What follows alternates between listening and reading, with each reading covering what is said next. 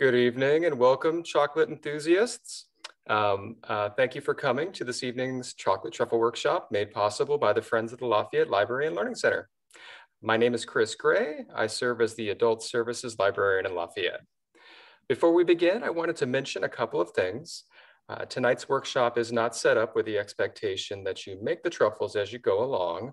As you'll see, there's some specific equipment and techniques to learn about first. We'll be recording this workshop and we will post it to the YouTube pages for the Contra Costa County Library and the Friends of the Lafayette Library and Learning Center, hopefully by the end of this week. I will be sending you a follow-up email with that link when it's available. We won't have an open chat column tonight, but if you have questions as we go along, we ask you to put them into type them into the Q&A box. You'll see towards the bottom of your Zoom screen, there's several buttons. So not the chat box, but the Q&A box.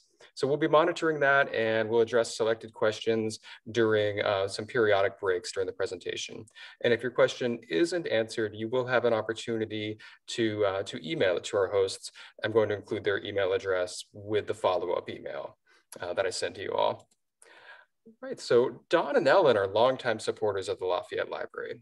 Don was involved with the planning and design of the innovative Lafayette Library and Learning Center, which opened its doors in the fall of 2009. He has also served on the board of the Lafayette Library and Learning Center Foundation. Ellen is the volunteer coordinator of the popular Wonders of the World, or WOW, Museum Lecture Series, sponsored by the Friends of the Lafayette Library. She's also on the board of the Friends and served as its president from 2015 to 2017. When not making truffles, Don and Ellen enjoy playing with their ever-present border collies, making music and art, and engaging in a wide variety of community activities. And with that, I will hand it over to our capable hosts, and thank you. Thank you, Chris. Good evening, and thank you all for joining us for our first ever online truffle making demonstration. By the end of this webinar, we hope you feel emboldened to make chocolate truffles in your own kitchen. We are your chefs tonight, Ellen Reinches and my husband, Don Tatson, and we've have over 35 years experience making truffles in our own home kitchen. Prior to the pandemic, we hosted in-person truffle making workshops at the Lafayette Library for several years. We enjoy sharing our learning and recipes with fellow chocolate lovers. And Don and I will be sharing the screen tonight, so you'll see both of us, but hopefully only one talking at a time. Before we begin, we'd like to acknowledge and thank the Contra Costa Library System for announcing this webinar across the county and for all they've done to develop digital content and provide curbside pickup services at the branch libraries during the past year. We also want to thank the Friends of the Lafayette Library, which have underwritten the in-person truffle making workshops that we've done at the Lafayette branch. And we also want to thank the Lafayette Library and Learning Center Foundation, which helped market this webinar as well as our in-person classes and does much to make the library the success that it is. Making truffles started as a small hobby and eventually grew to epic proportions during the holiday season. There was probably one year when we and a friend made over 5,000 truffles in our kitchen in November and December. And while we've never sold our truffles, we have developed a brand for them. We name our dogs after mountains and everything else in the house after the dogs, hence Mountain Dog Truffles. Our last 6 dogs have been border collies, and here are our current partners in truffles. That's Cloud over there on the left. There's a Cloud Peak in Wyoming and Cloud's Rest in Yosemite National Park. And there's Greylock in the middle, and he's named after Mount Greylock in Massachusetts. And there's Tenaya, our youngest border collie, on the right, and she's named after Tenaya Peak in Yosemite. We learned how to make truffles on a really bad, dark and stormy night back in February 1984. A friend of mine came to California on a business trip. She called me up to say that she and some colleagues were coming to my house and one of them was going to teach us how to make truffles. And as they say, the rest is history. Making truffles can be a fun family project with parents, grandparents, children, aunts, uncles, you name it. We encourage you to try our recipe and then make it your own brand with flavors you like. There are a number of places where heating and cooling are involved, so the total elapsed time can be several hours. So you can start it in the morning and finish it in the late afternoon or at the end of the day, or start one day and finish it on the next. When we do this in person, we stage the event by bringing chocolate at different phases to keep the demonstration moving along. And that's pretty much how we're going to do tonight's presentation. We have a few disclaimers. We're not professional chefs, and we're not TV chefs. We do mention a few brands and stores, but this is for information only and not for any endorsement. And the big difference from the in-person event is we will not be dipping truffles with you. Usually when we do this at the library, we're in a room that accommodates about 20 people. And the last part of the presentation is actually sitting down and having people dip their own. And then we hear all the laughs and giggles start with how much fun they have with that. So tonight's program will take you through how we do Mountain Dog truffles from start to finish. The library sent out some printed materials, a gear list, because the way we make truffles is kind of like going on an expedition. And there's a master recipe guide that we call the how-tos of Mountain Dog truffles, and then an ingredient guide for the different flavors that we make. You may want to make different flavors than we do, but the relative proportions should remain about the same. We'll take questions at several points during the demonstration. We'll take 5 minutes after Don finishes his discussion of how he makes the middles. Then we'll take another 5 minutes after I do the discussion of how to dip them, and then we'll take more at the end. So Don's going to start off talking about the various gear that we use. Thank you, Ellen. And before I start talking about the gear, I just want to welcome all of you to this truffle making workshop. We know that there are a lot of people from Lafayette here, some from the rest of Contra Costa County, the Bay Area, and we know there are people from across the country. So we appreciate all of your participation. You're going to see that this is something you can do as an individual or as a team. We tend to do it as a team, but individuals work. There's several advantages to doing this as a team. First is that you can say you've done a batch when you've actually only had to do half the work because your team member will do the other half. Second is you can exchange comments along the way. So for example, some of my favorites are, those are really good middles and they dipped really well. Or that's a really good set of dipped truffles. But my favorite probably is, that truffle's a little misshapen after dipping. I think we should split it and just eat it now. So the gear is, we're going to talk about each category, but it's divided into 6 broad categories for measuring, mixing, heating, some special tools, dipping and storing, and packaging. And that's the order that you're going to use it in. Now, you may not have exactly what we have, but you probably have some substitutes in your kitchen. And I'll mention some of those as we go through. So let's start with the measuring gear. The thing we use the most is a kitchen scale. The recipe lists things by weight in general. So a kitchen scale comes in very handy. There are a few things where you can use a measuring spoon. There's a lot of mixing that goes on to mix the various kinds of chocolate. And the 3 items in the upper row are the mixing utensils that you use to make the middles, and the 3 in the lower row are the ones you use for dipping. So because we heat the chocolate in a microwave, we have microwavable bowls, flexible spatulas. And the reason we use flexible spatulas versus spoons is that way you can get more of the chocolate and flavorings out of the container. So more of it goes into the truffle. And then we use a stand mixer for both mixing them and whipping them. You could substitute a hand mixer and you can substitute a spoon or a fork.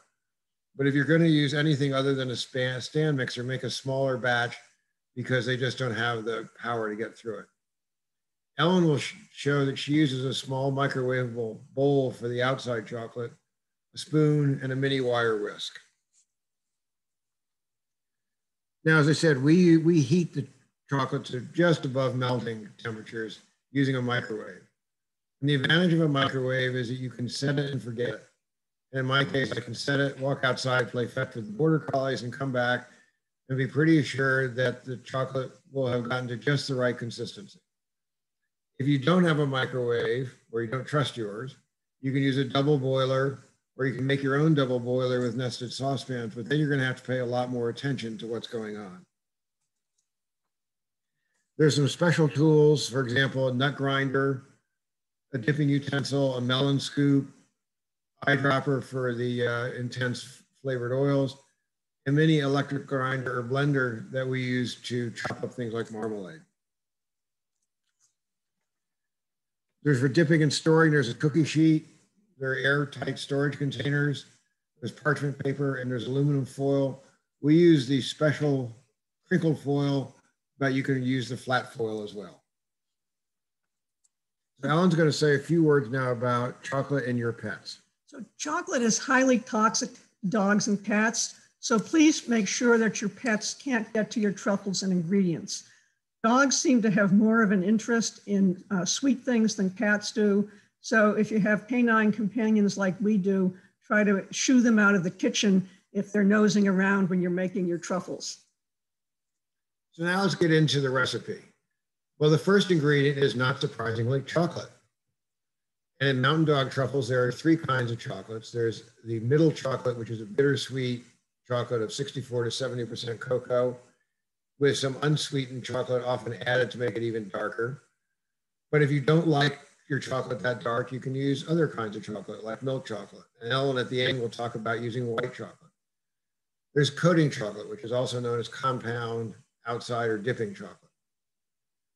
All of the truffles that we use come from Guittard Chocolate, which is a San Francisco company with its now 5th generation of family management. Guittard is well known for being the chocolate supplier to See's Candy and Mountain Dog Truffles, among other places. We started out getting 10-pound bars of chocolate that we had to break apart. And now we've discovered through our vendor that these also come in wafers that are about 1 inch across. Now we can recognize these wafers from across the room by their size and color, but fortunately the boxes they come in are labeled. And you can also use other brands, and we did that at the very beginning. So if you're in the supermarket, you can find lots of different choices, and they may come in bars or wafers or powders. So every truffle has chocolate. So what differentiates one from another is the flavorings.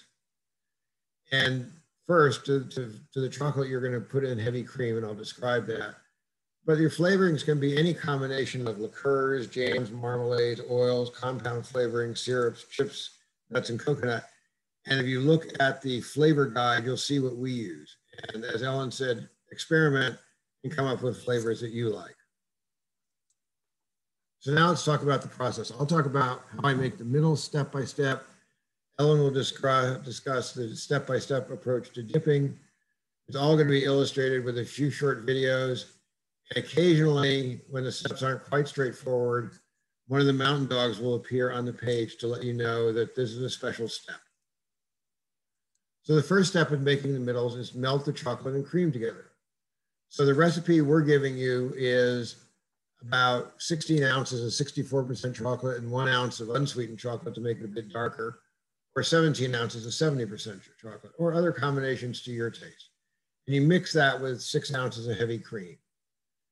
As I mentioned before, all of our measurements are by weight. The first thing you do is you put the chocolate and the cream in a microwavable dish.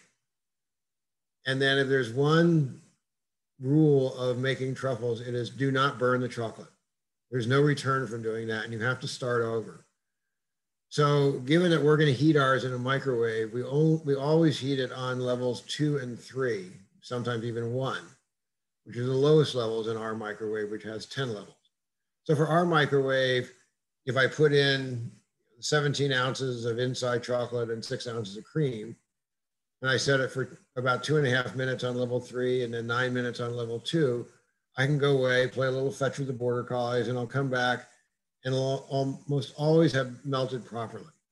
If it hasn't, then you can wait a few minutes to see if the remaining chocolate melts into the mix. If not, you can put it into the microwave at low power for an additional minute. So if you want to make a fractional portion of the recipe, go ahead. So for example, here's an illustration for 1/2 pound of raspberry truffles.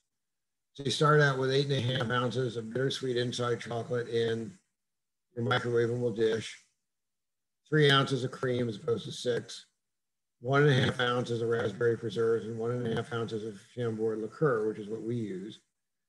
A little bit of a raspberry compound flavoring, and again, you can mix the proportions, and 2 drops of raspberry flavored oil. So the first thing you want to do is put these two together. So in the bottom left picture, you'll see the cream and chocolate combined before heating. You then run them through the microwave, and it looks like the picture on the right, where the cream has melted the chocolate. Now, there are other recipes to make truffles. You can do it with butter, but cream and butter are the most frequently used. And we were taught how to do it with cream, and we've stuck with it. So your next step is now to add the flavorings. So the way we do that is we'll put the melted chocolate and cream in a stand mixer bowl and add the measured flavorings into the chocolate and cream mixture. There's a reason we don't add the flavorings into the microwave bowl, and that is we want to make sure as much of the flavoring gets into the final truffles as possible, and there's always a chance some will get left in the microwavable bowl.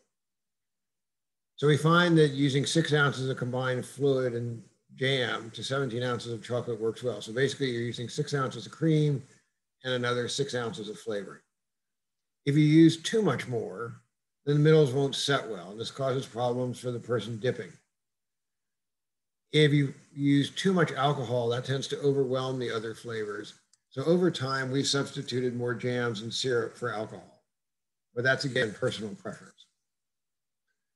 So your next step is you want to mix everything together. So you use the wire whisk attachment on your stand mixer and just stir at low speed until all the ingredients are thoroughly mixed. And then use the spatula to clean the sides of the bowl and get the stuff on the sides mixed in too. Some tips. I just use a low speed setting so the mixture doesn't splatter. The ingredients are too warm to mix in air at this stage, so there's no benefit of a higher speed unless you want to turn your kitchen brown. But if you don't have a stand mixer, an electric hand mixer will work, or hand mixing tools will work, but use a smaller batch because you need the power to get through it. So now step 4, you'll notice Cloud is watching us here because there's an important step.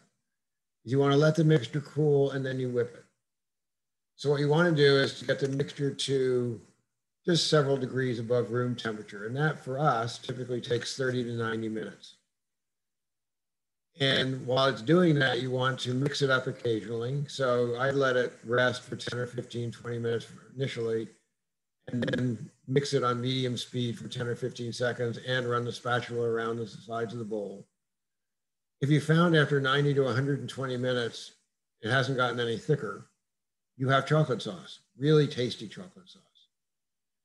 If for some reason you get called away and you come back and the mixture is too hard and you can't whip it to get it soft enough, then you can reheat it very slowly. So either by putting it back in the glass bowl and into the microwave at very low power, or place the metal bowl in some hot water and just stir it around with your spatula frequently so that it all heats up. So once the mixture has thickened, now you turn the mixer to top speed and you whip the middles until the mixture turns lighter in color. And we'll show you a video of that. And that means that it's set. So at this point, the mixture has become so thick that it barely drops off the wire whisk. Again, if it doesn't begin to set after 30 or 45 seconds of whipping at high speed, let it cool some more. If it never sets, again, you've got chocolate sauce. You want to avoid problems of under-whipping or over-whipping. If they're under-whipped, they're too soft and they're difficult to dip. If they're over-whipped, they can become too crumbly, they're quote, dry, and they're also difficult to dip. It's important to keep the dipper happy. All right, so now we have some brief videos to show you various stages. So the first video on the upper left just shows the initial mixing, and you can see, hopefully, the mixture just fall off the wire whisk because it's still pretty warm. The second video, taken a little while later, still shows that it's fairly warm, if I can get the mixer up. And it's falling off not quite as fast as in the first round. Now in the bottom video, you'll see that it comes up and it doesn't fall off at all. And now it's time to go to high-speed mixing.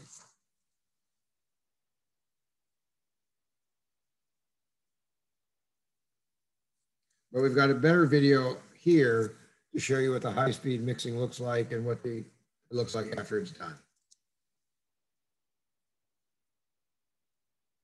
So you turn it off. If you lift it up, you'll see that it's lighter in color than it was before and that it's not falling off the wire whisk. So you're done with mixing. And that's really the hardest thing that I have to do in terms of making the middles.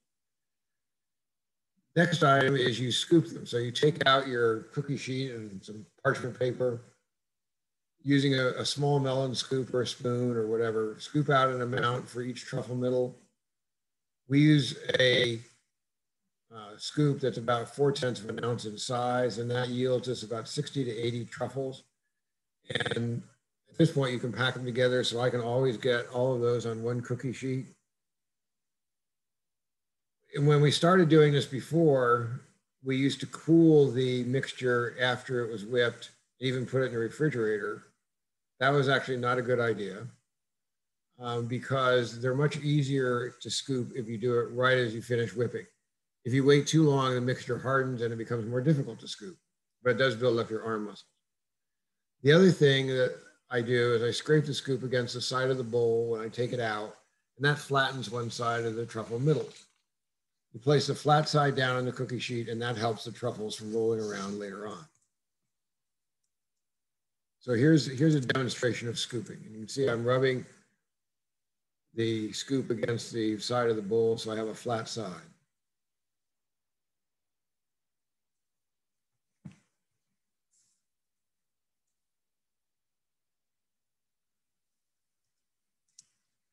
So now you do want to cool it. You want to refrigerate it for a minimum of 1 hour, but you can refrigerate it for longer if you like. If you're going to leave them for any substantial length of time, we suggest that you cover them with foil or some other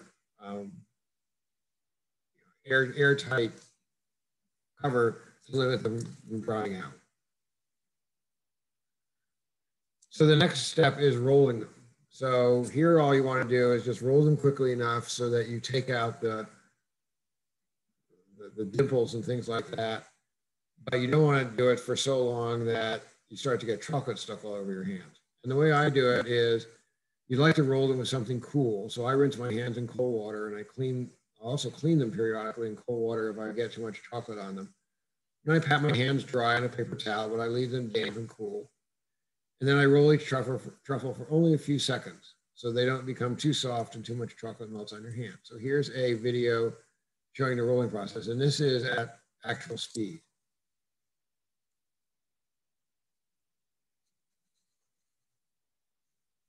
And then to save time when I'm doing this, I drop them not on the cookie sheet, but right into the storage container, because the next thing you want to do is, once the slide advances, there you go, is refrigerate them in an airtight storage container until they're ready to dip. And again, not only do you want them to be in an airtight storage container, you might want to put some foil or wrap around them to help keep them from drying out. If you're mixing different flavors in the same container, I suggest that you separate and label them so they don't get mixed up. And we're now happy to take some questions about making the middles. Yeah, it looks like we've got a few questions here. Ellen, Don, would you like me to read these to you? Sure, go ahead. All right.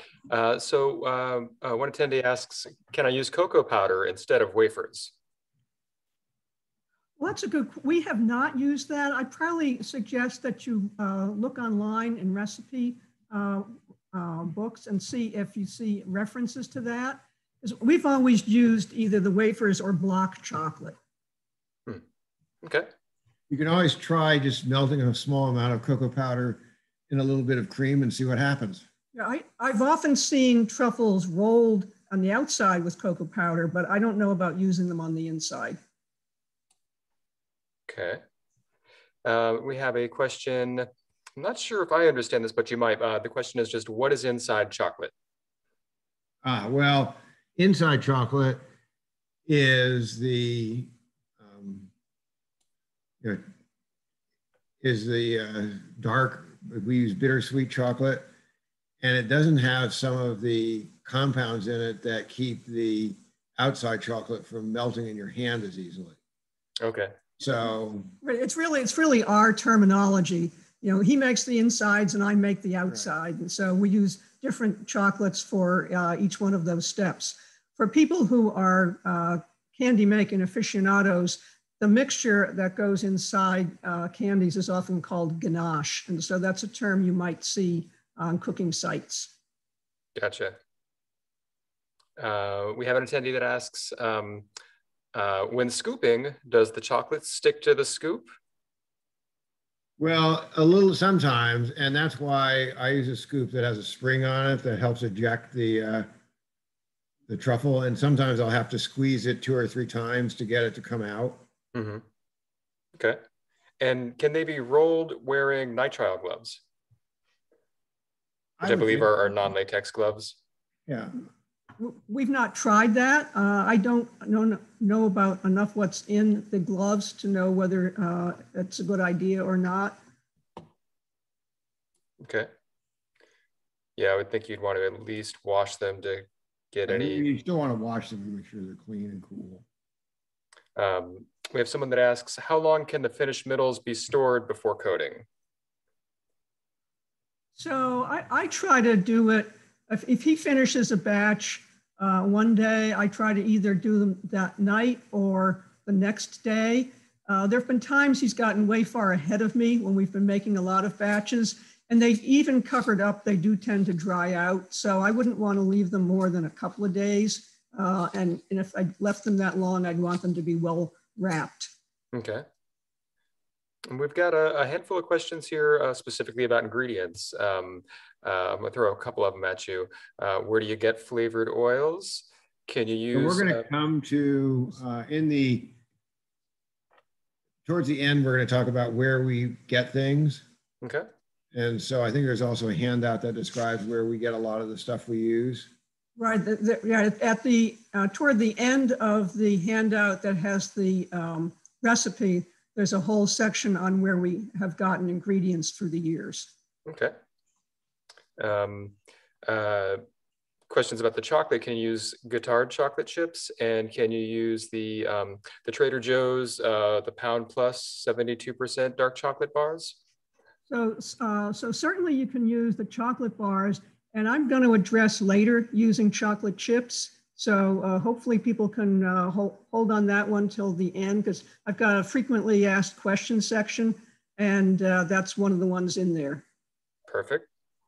And do you separate each layer in storage at the end of the process? So I separate them by pounds. So for example, if I've got a small container and a couple of pounds in it, then I'll have a roll of wax paper between the pounds, but I'll allow the truffles after they've been rolled to come in contact with each other. When Ellen has dipped them, and before we store them, we also wrap them in aluminum foil, and then we just put them in a bin. Okay. And then, yeah, I think we had just one more question, which was about ingredients, asking if we could use an extract instead of an oil. I assume like an alcohol. I do sometimes. I would think so. Yes. Okay, so why don't we move on to the dipping, and then we can come back to more questions at the end. All right, so before I get into the specifics of dipping, I want to talk about a few tools. So one is a dipping utensil. So when we first started off, we didn't have most of the things you see on the gear list. We've acquired those gradually over time. And we started off making the truffles with forks and spoons. So a dinner fork I used for dipping. Then I found this dipping utensil that had, it's got a wooden handle and a circular metal basket attached to a metal stem. And that's, I probably bought that sometime in the late 1980s. So since then, looking online, there are more styles and types available now. There are ones with deep baskets, spiral baskets, metal, plastic. I've tried the plastic ones, and I find I prefer the metal because more heft gives me more control over the truffle. Sometimes you see these sold in sets with other kinds of tools for candy making. So there's lots of choices out there. I still prefer this one, but that's because I've been using it for so long, it's what I'm used to. You might try something else and like it better. Then there's dipping, and I call this section Goldilocks and the Three Bowls. So when I'm dipping, I'm holding a bowl in one hand and I'm dipping with the other. So it's got to be something that's comfortable for my hand, and also the middle swirls around well in the bowl.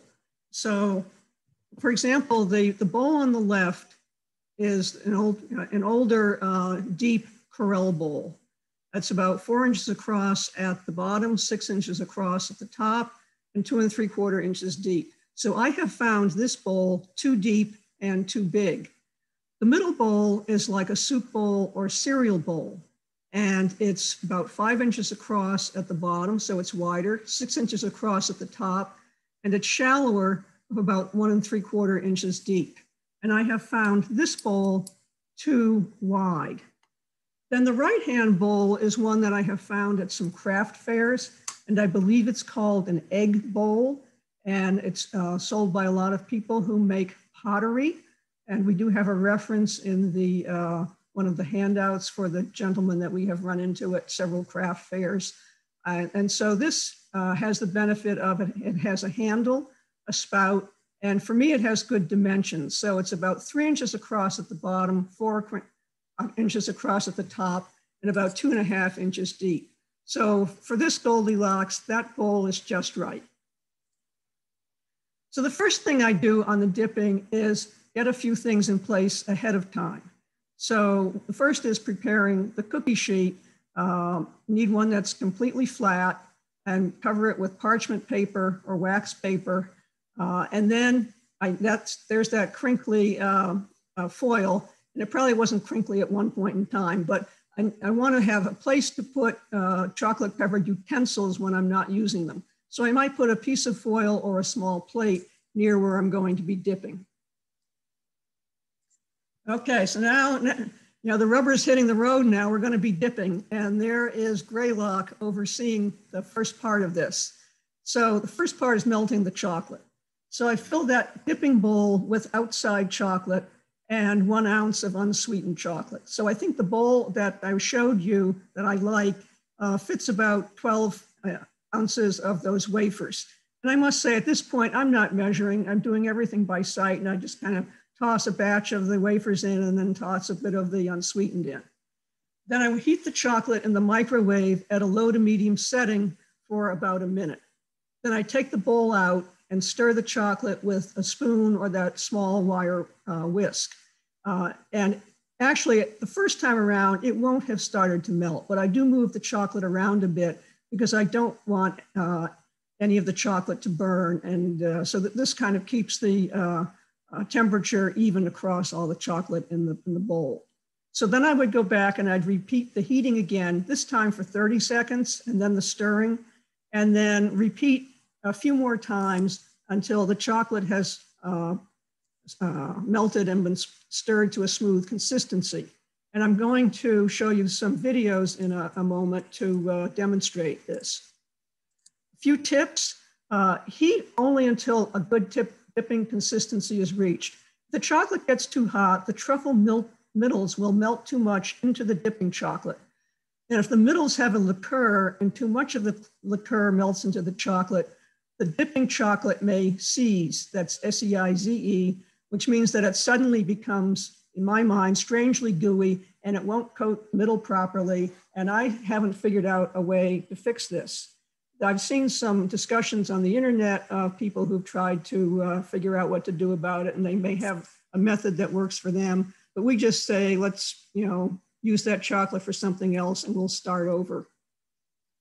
All right, so The picture on the upper left shows the wafers in the dipping bowl.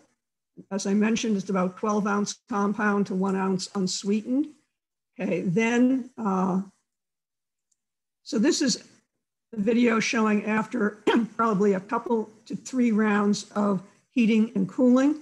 You can see that the wafers still have a lot of their shape, but clearly there is some melting going on. And then after a few more, there clearly is a lot of melting going on. And if I stir it, I can actually cause more melting. And they start losing their shape. It might still be a little lumpy. And if that's the case, I might put it back in for another 15 to 20 seconds, maybe not the full 30, because I don't want to risk burning it. So the last video is what it should look like when it's done. Smooth and creamy.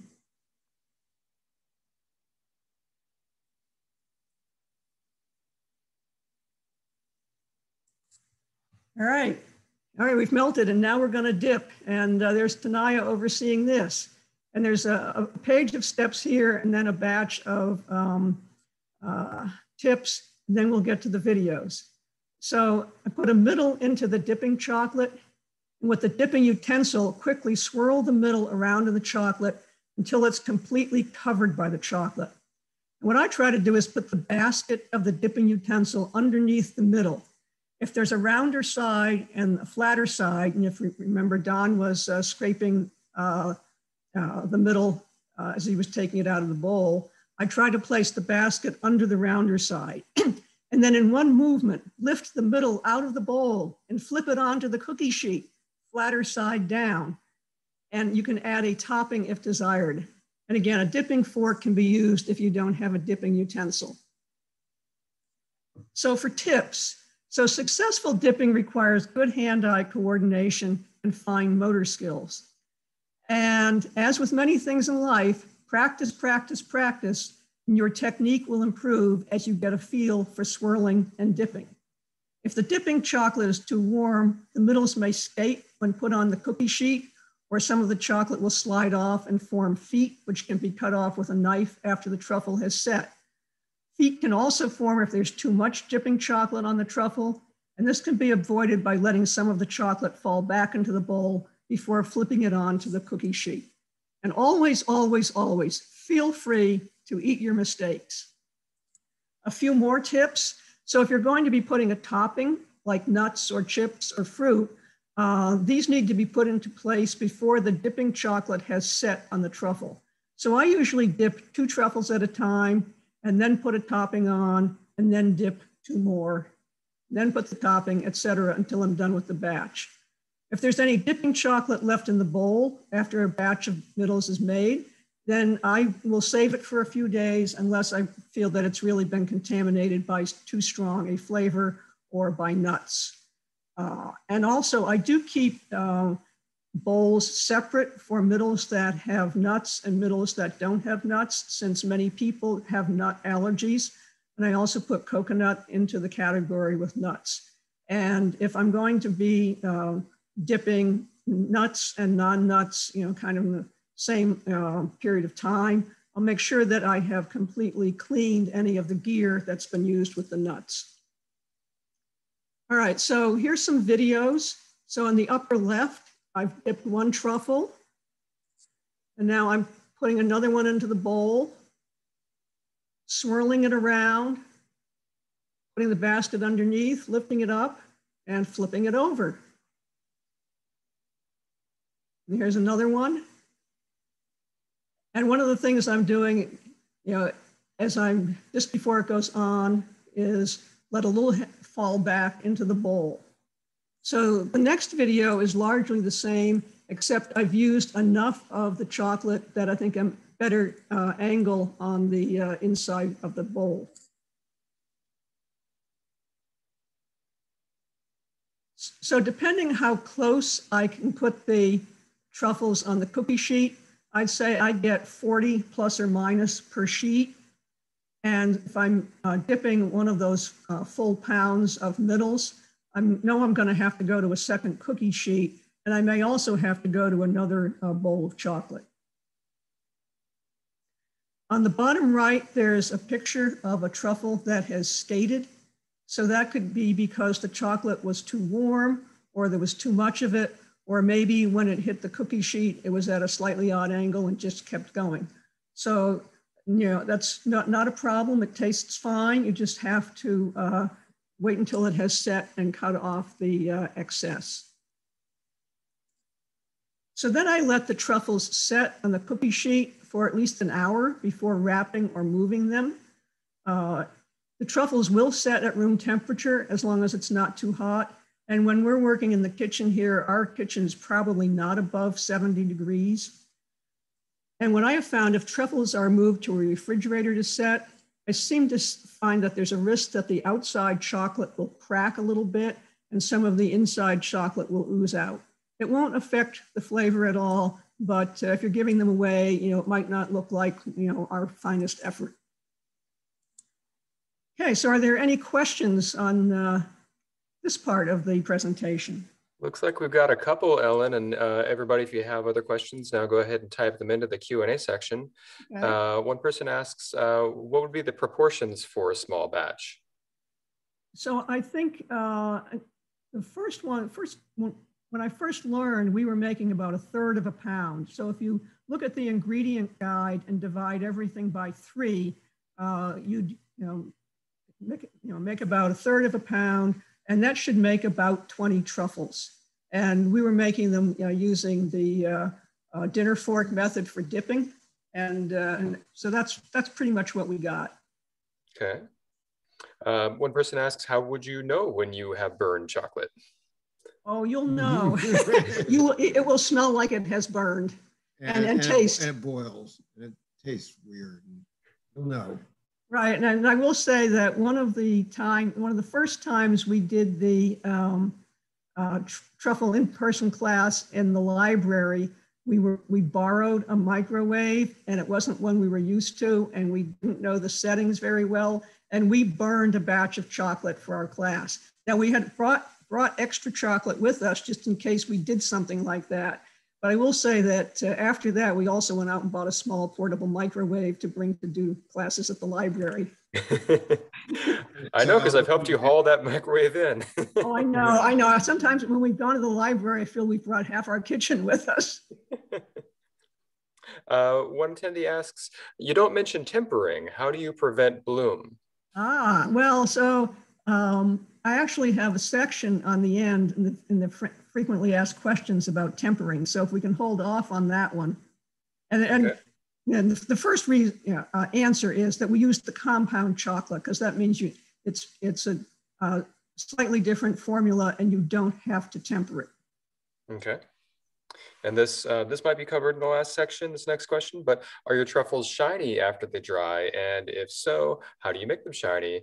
Do you add something to the chocolate? We don't add anything to the chocolate. I think they're reasonably shiny. Yeah. They're not as shiny as some, but they don't last very long when you sit on the wrap. The wrappers are very shiny. Yes. Right. Do you need to use the cookie sheet, or could you just put the truffles on parchment wax paper right on the countertop? You could, but if you're going to be moving them around at all, so if I'm usually working on one counter and then putting them to set somewhere else in the kitchen that I don't think the dogs can get to them.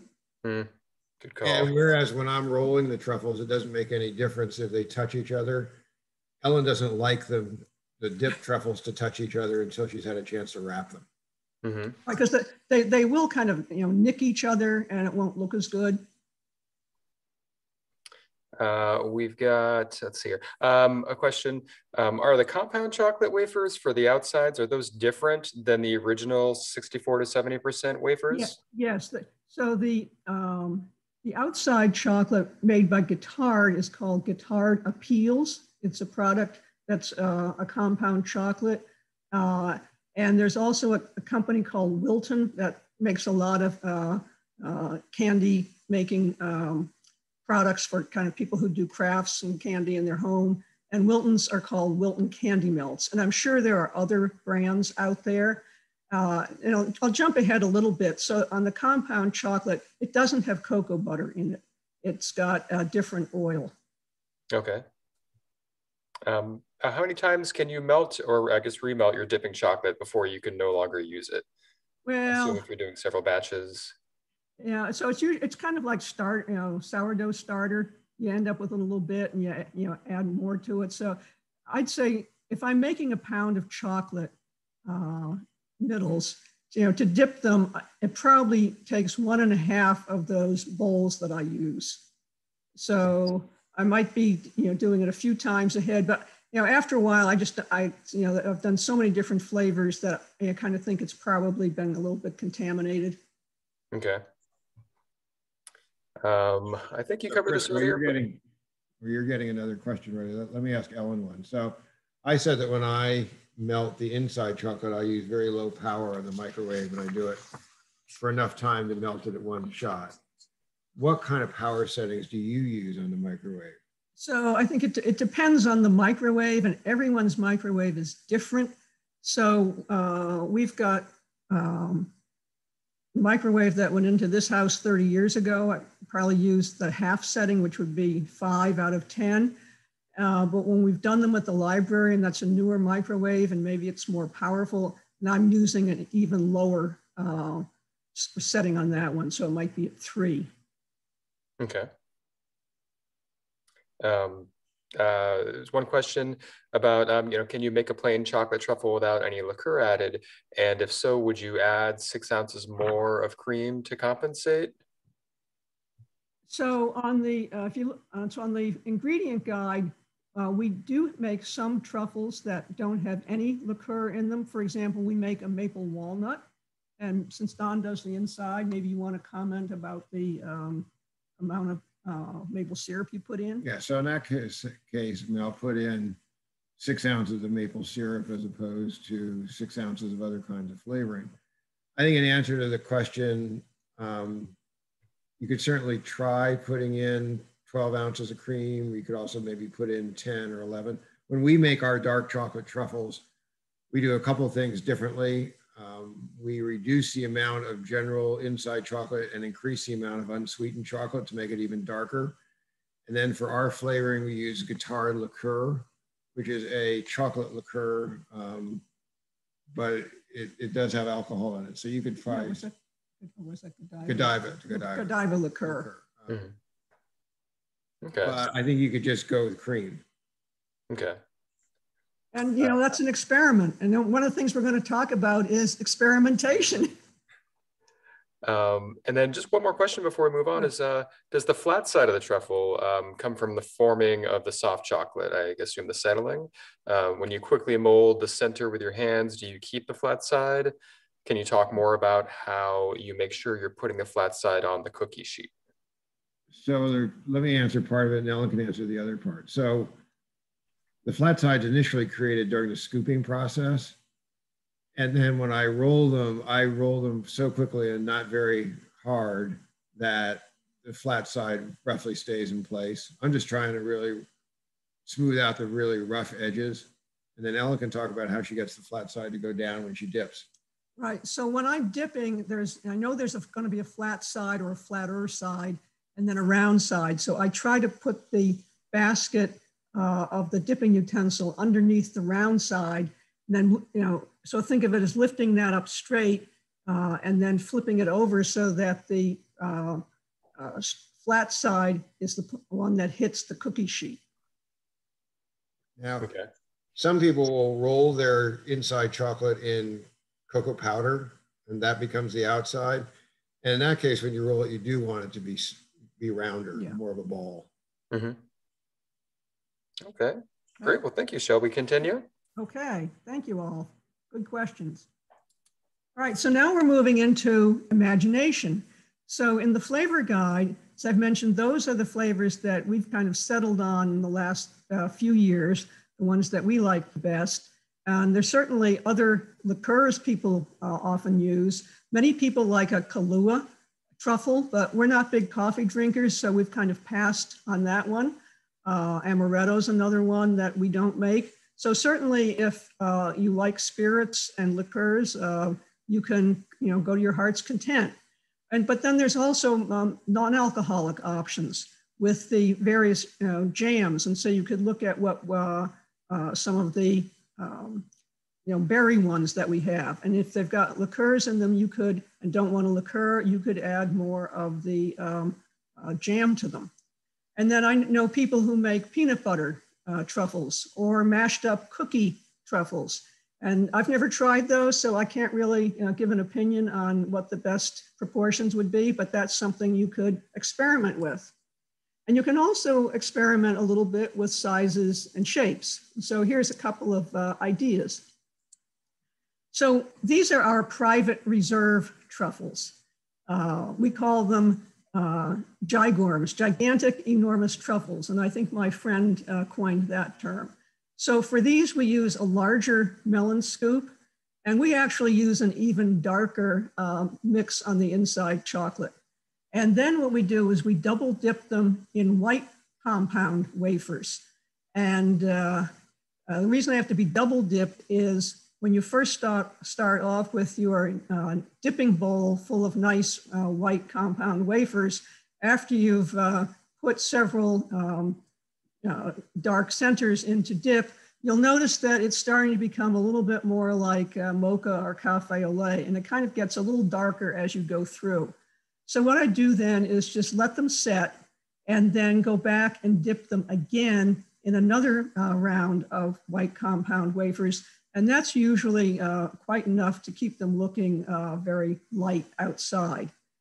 Then the other thing we'll do with this is decorate them in different ways. So the right-hand one has melted chocolate drizzled over it. So just melt some chocolate, and that could be either the outside or the inside chocolate, and put a fork into it, and then put the fork several inches above the truffle, and you can go back and forth and make lines like I did, or you could try to make swirls, like do it in a circular fashion, or you can do like what's on the left, which is just to take the truffle, dip it upside down in dark melted chocolate, and then you've got a cap on the truffle. And those are really good. Then another thing that we did for several years around 2005 is we did a batch of animal truffles, and for several years in a row, we would enter a different animal truffle in the Alameda County Fair. And so on the upper left, we had the March of the Penguins. In the upper right, we had panda berry truffles. That was berry flavor on the inside, and the white chocolate outsides were decorated with arms and eyes, nose, and mouth and ears. And then we had a maple walnut truffle on the left, and that was a chipmunk holding a walnut. We had bald eagles and snowy owls. And what we found that works best with these, you can think of roly-poly animals, bears. The chipmunk wasn't too bad. Border collies would not make good truffles because they tend to be very long and very lean and very low to the ground.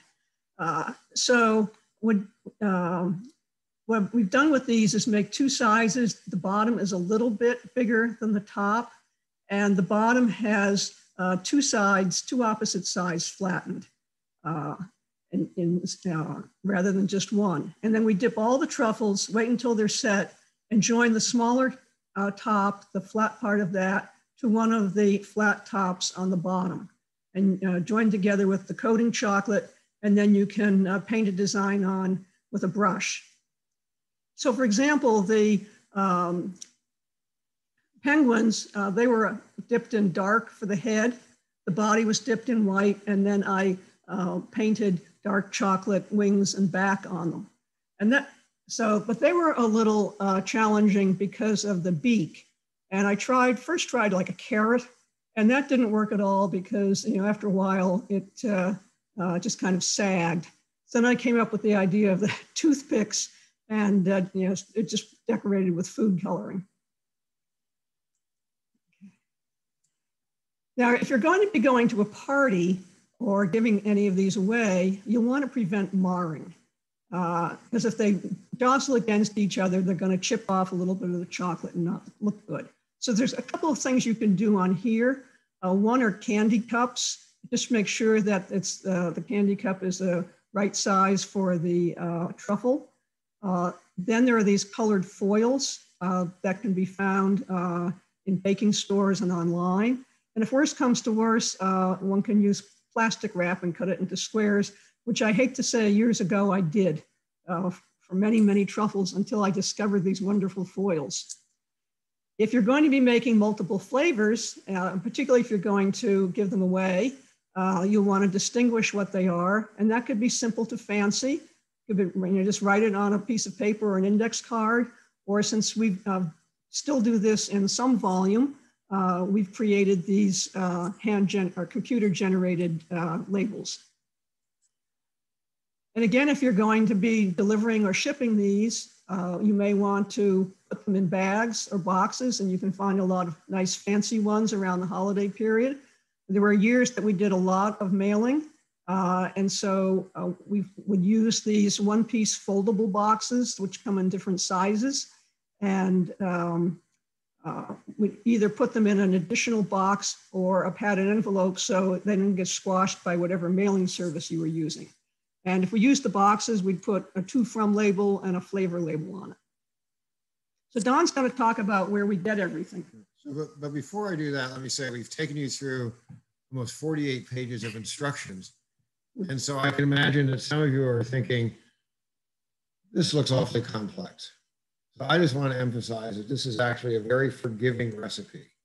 As long as you don't burn the chocolate, you can change the proportions of things. We've made truffles where the flavoring is 100% alcohol to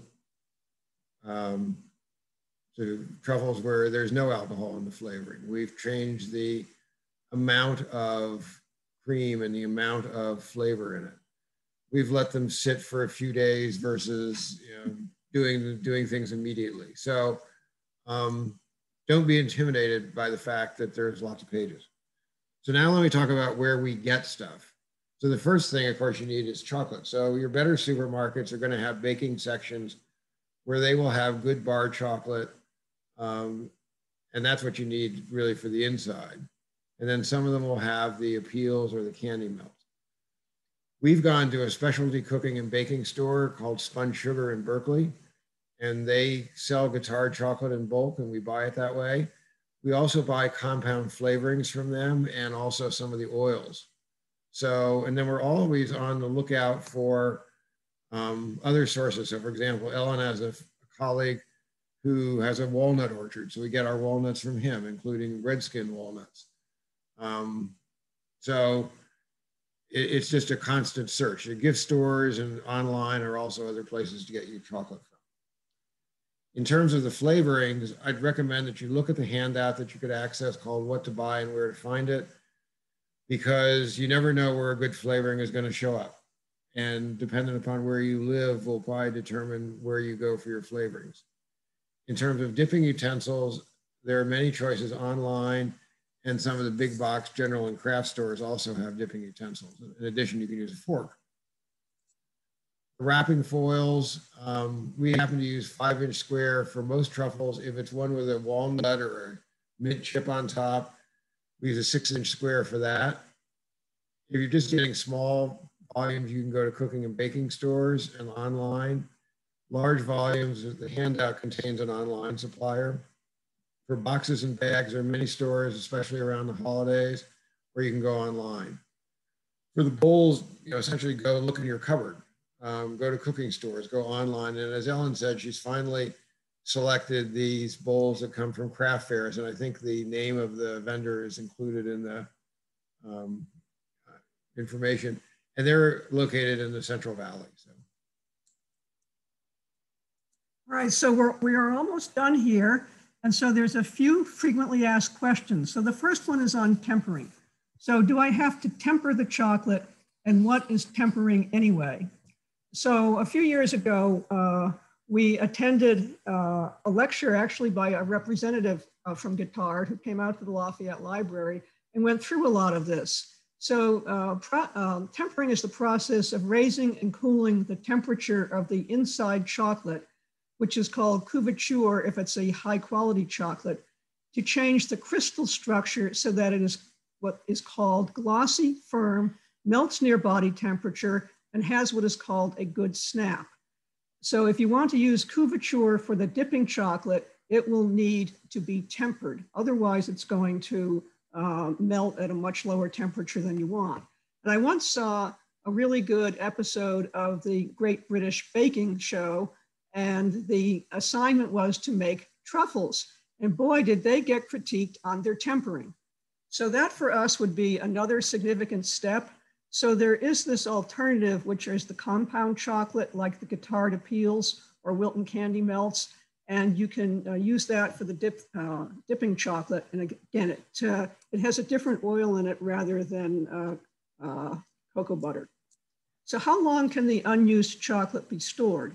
So for our experience is that the inside and unsweetened chocolate keep pretty well. Sometimes there's a discoloration due to temperature changes. And really what's happening is the cocoa butter is rising to the surface, and you see a lightening. And it's called bloom, and you can read more about that on the internet, but I don't believe it affects the flavor at all. So what we have found is there does seem to be a change to fluidity of the compound chocolate if we've stored it over a long period of time. So usually we try to wrap up our truffle making by late winter or early spring, and then we don't pick it up again to the fall. So there were years that we were storing a fair amount of compound chocolate over the summer, and I didn't think that it really performed as well as I would have liked it to. So now we just try to make sure we've used everything up by around the end of March. So whether it's the compound chocolate or chocolate chips or mint chips like we use for our mint truffles, if you want to use those, just melting those, they don't seem to have as good a fluidity as I would like, but they can be improved by putting in some vegetable oil or using a product such as something called Paramount Crystals, which would be a vegetable oil based. And you put in a little bit of time when you're melting it until you've achieved the desired fluidity that you want. And I've looked online, you can buy Paramount Crystals online. You can also buy them at Spun Sugar if you're local. A few more FAQs. How long do the truffles last? So there's no preservatives in this recipe. They certainly will keep for several weeks, but I wouldn't keep them indefinitely, particularly if you've got nuts or coconut or a fruit in them. And I personally have never understood why people wanted to keep them for long periods of time, because we find that truffles are best eaten ASAP. Can I make white chocolate truffles? So white chocolate is softer and harder to work with. And while it has cocoa butter, what it doesn't have are some of the cocoa solids that get added back to dark chocolate during the processing phase going from cocoa beans to final chocolate product. So you may have to freeze the centers before dipping or take chilled ones out of the refrigerator, just a few at a time to dip. I have a friend who makes white chocolate truffles, but I think she has elves in her house and their assignment is to run back and forth to the freezer to bring her one truffle at a time. We sometimes use the white compound chocolate for dipping, but as I said, that needs to be double dipped in 2 sections. Otherwise, you won't have a pristine white color on the outside. Can I make truffles in the summer? Yes, but the room needs to be cool enough to dip. And we prefer the house to be at 68 degrees or lower when I'm doing the dipping. So depending on the weather, or if you live in a warm climate, you may have to run the air conditioning for hours. Those years that we were doing the animal truffles for the Alameda County Fair, which runs from the end of June into the beginning of July, it didn't matter what day I was assigned to bring the truffles in, it was going to be 100 degrees that day and the day before. So I'd be getting up at 5 o'clock in the morning to turn the air conditioning on to keep the kitchen at 68 degrees. So this does it for our presentation. So I wanted to say thank you, and then we'll take some more questions. We really appreciate having all of you here.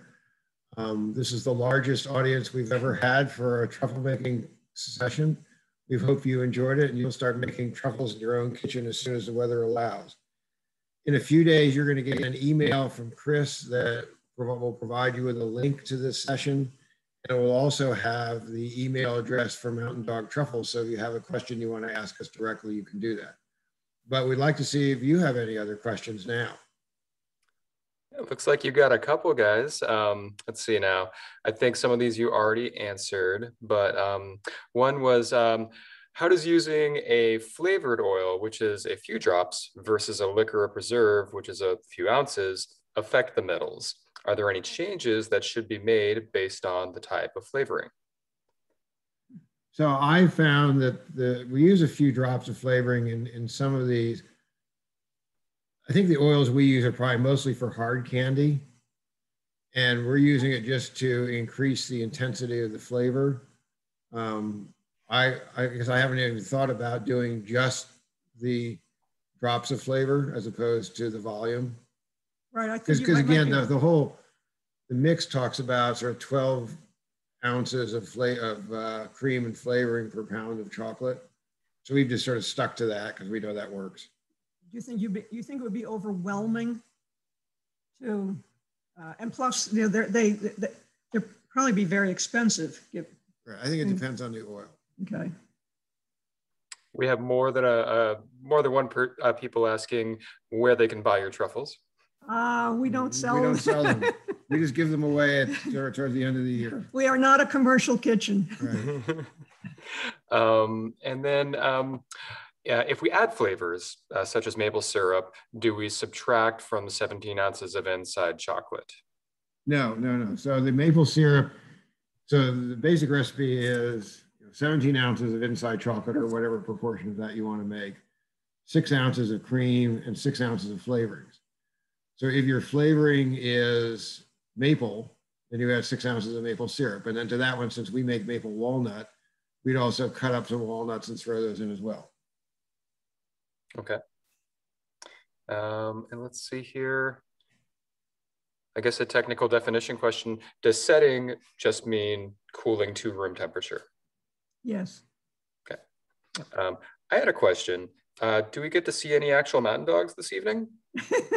They're in their room. Well, right. We would have had a lot of barking. So when we have practiced this, sometimes they've been in the room, and one in particular really likes to have all the attention. That's Cloud.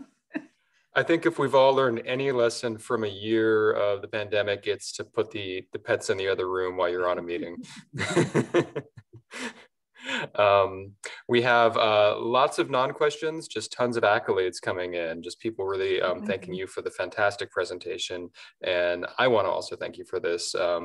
I feel like we've been working for many months to put this together, and I'm really glad that we're able to finally present it to so many people this evening. Well, it's been a pleasure. And for those of you in Lafayette and Contra Costa, we'll see you around town. Thank you very much for coming. Thank you so much, and everybody attending. As soon as we have the videos online, I'm gonna send out a follow-up email, and that'll have the link for that, and also the email address that if you have any further questions, or if we didn't get to your question this evening, that you can email those in. Or you have a question when you're in the middle of making it. Yep, there's that too. And we know this recipe works because when we've done the in-person classes, occasionally people have come back and said they've made them, they've gone to the store, they've bought the ingredients, followed the recipe, and they want us to try them. And sure enough, it tastes just like ours. Right. Sometimes better. Fantastic. Well, I hope you two have a good evening, and everybody at home, I hope you do as well. Thank you all so much for joining us. Thank you, Chris. Thank you. And thank everyone.